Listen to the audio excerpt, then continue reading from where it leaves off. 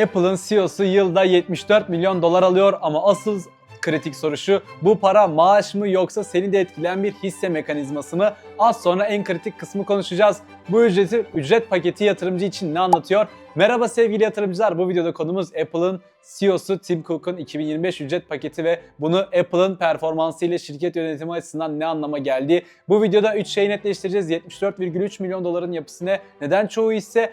Apple'ın 2025 performansı bu hikayeyi nasıl destekliyor? Hissedar oylaması ve yönetici ücreti konusu bize ne anlatır? Videoya başlamadan önce de aşağıdan kanalıma abone olursanız ve videoyu da gidişata göre beğenip yorum yaparsanız çok mutlu olurum. Keyifli izlemeler dilerim. Önce en sade haliyle Investing.com'un aktardığı ve Apple'ın düzenleyici belgesine dayanan bilgiye göre Tim Cook'un 2025 toplam ücreti 74,3 milyon dolar ve bunun büyük kısmı hisse ödüllerinden oluşuyor. Maaş tarafı ise yıllardır aynı seviyede 3 milyon dolar. Burada yatırımcı için asıl mesaj şu: şirket CEO'ya yüksek maaş yerine CEO'nun kazancını uzun vadeli hisse performansına bağlamayı tercih ediyor. Yani teoride mantık şu: şirket iyi giderse CEO daha çok kazanır, şirket kötü giderse paket baskılanır. Yani ticarette de aslında çok köklü veya da çok yüksek hacimli firmalarda kendilerinden pay verme sebebi de aslında budur. Ticarette zaten ilgilenenler bilir. Burada kritik nokta: bu tek başına iyi yönetim garantisi değildir ama ücretin hisse temelli olması şirketlerin sık kullandığı bir hizalama yöntemidir. Kısa soru: senin gözüne daha adil olan hangisi? Yüksek maaş mı yoksa performansa bağlı hisse mi? Sen Tim Cook'un yerinde olsaydın neyi tercih ederdin? Aşağılarda yazmayı unutma. Aynı haberde özetlenen yapıda Cook'a verilen hisse ödülünün önemli kısmının performans şartlarına bağlı olduğu belirtiliyor.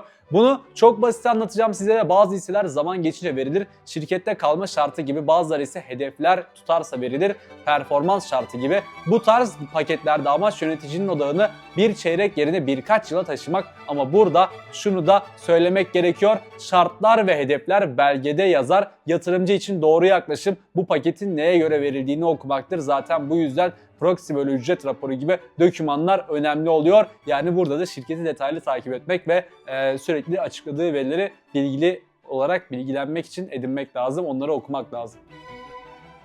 Şimdi gelelim performans kısmına. Apple resmi 10K raporunda 2025 mali yılı için toplam net satışlarını yaklaşık 416,2 milyar dolar olarak, faaliyet gelirinde yaklaşık 133,1 milyar dolar olarak raporluyor. Ayrıca SEC'e sunulan basın duyurularında da Apple'ın açıklamasında da rekor mali yıl vurgusu geçiyor. Burada videonun ana fikri aslında size karşı şudur ki: CEO ücreti konuşulurken yatırımcılar genelde şu 3 şeyi birlikte okur: şirketin satış ve karlılık performansı, CEO'nun ücretinin yapısı, hisse mi maaş mı, hissedarın bu sisteme tepkisi, yani bunlar ne oluyor, oylamalar nasıl? Şimdi basitçe şirket rekor yıl açıklarken ücret paketinin hisse ağırlıklı olması mantık olarak birbirine bağlanıyor. Yani kısaca buralar size çok karmaşık gelebilir.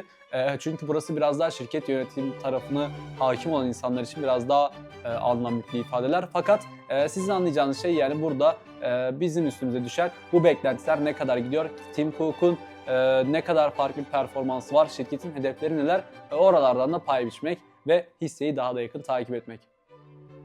Bu arada YouTube kanalımda da sizlerle beraber öğrendiğim finansal özgürlük için stratejiler serim var. Oraya göz atmanızı öneririm çünkü orada AI yatırımlarından startuplara kadar, altından petrole kadar, portföy teorilerinden portföy stratejilerine kadar birçok farklı şey konuşuyoruz. Bunlar da kıymetli zamanınızı çalmayacak içerikler ve abone olursanız da bana destek olmuş olursunuz. Hadi videoya devam edelim. Haberde ayrıca Cook'un CEO olduğu dönem boyunca Apple hissedar getirisinin çok güçlü olduğu ve geniş endeksleri geride bıraktığı gibi bir çerçeve de var. Ben burada iddiayı büyütmeden sizlere şöyle anlatacağım. Uzun vadede Apple yatırımcı açısından güçlü bir performans hikayesi yazdığı için CEO ücret paketi tartışması da şirketin uzun vadeli yönüyle birlikte değerlendirilir. Yani amaç şu: bir CEO çok kazanıyor mu sorusunun tek başına değil, şirket ne üretiyor, ne kadar büyüyor, hissedar ne kazanıyor ile birlikte okumak lazımdır. Bu daha da verimli olur. Yine aynı kaynakta Apple'ın diğer üst düzey yöneticilerinin de benzer şekilde yapılandırılmış paketler aldığı, örneğin 1 milyon dolar temel maaş ve 20 milyon dolar hedef hisse ödülü gibi bir çerçeve olduğu söyleniyor. Buradan çıkarılacak yatırımcı dersi: bu bir tek kişilik hikaye değil. Apple genelde üst yönetimde hisse temelli bir sistem kuruyor ki zaten Steve Jobs da ilk kurduğu zaman Apple'da bu tarz bir sistem kurmuştu ve bu yüzden de hatta maalesef ki ilk başlarda Apple'da yönetim kurulu tarafından icrası gerçekleşmişti ve sonrasında tabii geri gelmişti. Bu yüzden de şirketlerin yapısı da çok önemli. Yani sizler yatırım yaptığınız şirkete aslında çok daha detaylı araştırmanız lazım. Yani burada şirket maaşını nasıl veriyor, primlerini nasıl veriyor, nasıl hedefleri var, beklentiler karşılığında nasıl, çalışanlar ne yapacak? Çünkü bizim ilgilendiğimiz şey aslında şirket, evet, ama şirketi ilgilendiren, yani şirketi şirket yapan, ona kazandıran, onu büyüten, onu geliştiren şey de oradaki çalışanlar. Yani burada CEO'sundan mutfağına kadar birçok çalışanın burada önemi var. Yani çalışanların mutluluğu, çalışanların beklentileri, çalışanların hedefleri, çalışanların alacağı, gerçekleştireceği hedef karşısında alacağı ödüller ve primler burada çalışanları daha hırslandıran şeyler ve şirketi daha da ileriye götüren şeyler. Bu yüzden zaten birçok firma ticarette, yani çoktan kastım yani büyük, çok köklü olan veya çok yüksek hacimli olan firmalarda bu duyarlılığı yaparlar. Yani sen kardeşim bu kadar fazla çalışırsam ya da bunu başarırsam ben sana atıyorum bir araba alacağım ya da sana bir ev alacağım ya da atıyorum sana şu kadar hissemi vereceğim tarzında giderler ki alt tarafta da daha da hırslı, daha da heyecanlı çalışan sayısı artsın. Yani burada da şirketin bunu yapması tabii ki de iyi bir şey. Çünkü çalışanlar daha da yüksek başarılar elde edecekler ki daha fazla para kazanacaklar ve bu da şirkete zaten çok çok daha fazla para kazandırmış olacak.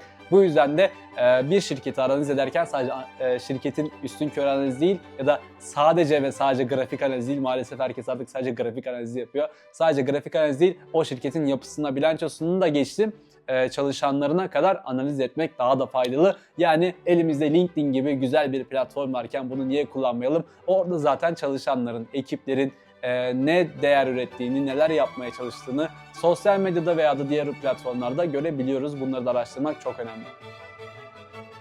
Sizlerin en çok seveceği bölüm burası, çünkü piyasa bunu onaylıyor mu sorusuna konuşacağız. Haberde Apple hissedarlarının yönetici ücret programına güçlü destek verdiği ve 2025'in yıllık toplantısında oyların %92'sinin lehte olduğu belirtiliyor. Bunu şöyle sizlere sade bir şekilde anlatmak istiyorum. Bu oylama genelde tavsiye niteliğinde olur ama büyük destek yatırımcının o dönemde bu modeli sorun görmediğini gösterebilir. Yani kısa sorumda sizlere sence yatırımcılar neden böyle bir programa yüksek destek verirler? Yani burada da tabii ki de az önce bahsettiğim yatırım tavsiyesi falan filan değildir. Yani o şekilde lütfen anlaşılmasın. Sizler kendi araştırmalarınızı yapın. Bu benim araştırmalarım sonucu edindiğim bilgilerdir ve bunları da tazelemek ve sizlere de fayda sağlaması için paylaşıyorum. Lütfen yatırım tavsiyesi olarak algılayıp sadece ve sadece bunlara dayanarak yatırım yapmayın. Bunu sadece bende değil. Bunu tavsiye olarak algılasanız da bana okuyor olarak bir şey olması çok zor. Çünkü ben size herhangi bir yön söylemedim ama bunu söyleyenler var ve bunlara itibar eden çok insan oluyor maalesef. Bunları yapmayın. Kendi araştırmalarınızı yapmayı öğrenin. Kendiniz kendiniz araştırın, kendiniz kazanın. Gerekiyorsa kendiniz kaybedin ama daha çok öğrenmiş olun. Bu yüzden de kimseye itibar etmeyin. Toparlayalım. Tim Cook'un 2025 ücreti $74,3 milyon ve ağırlıkla hisse ödülleri, maaş $3 milyon. Apple'ın 2025 mali yılında net satışları $416,2 milyar.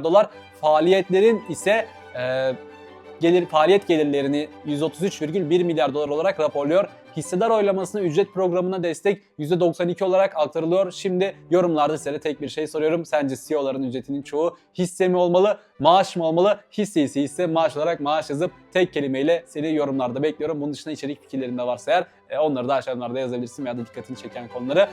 Sol tarafta çıkan, yani benim solum senin sağında çıkan videolardan da en yukarıdaki YouTube'un sizin için seçmiş olduğu bir videom ya da en son videom, aşağıda da piyasaları, finansal özgürlük için stratejiler serim var. Ona da göz atmanızı öneririm. Orada da kıymetli zamanınızı çalmayacak olan çok güzel içeriklerim mevcut. Bu videoda asla yatırım tavsiyesi değildir. Kamuya açık verilerle yapılmış genel bir yorumdur. Takipte kalın, bol kazançlar dilerim. Hoşça kalın. Serime göz atmayı unutmayın.